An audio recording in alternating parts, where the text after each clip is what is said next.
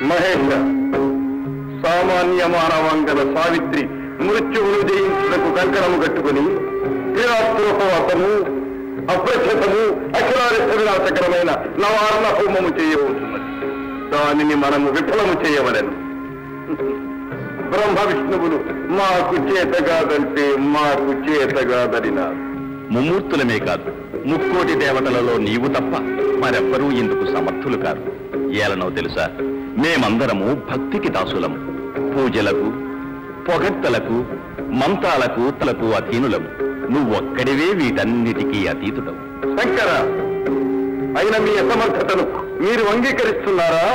నువ్వొక్కడివే నిష్పక్షపాతి, నియమబద్ధుడివి, కన్నీటికి కరగనివాడివి. నేనెవరెన్ని తప్పులు చేసినా, తప్పటడుగులు వేసినా తుదకు కాలాన్ని ధర్మాన్ని కాపాడవలసిన వాడివి నువ్వే.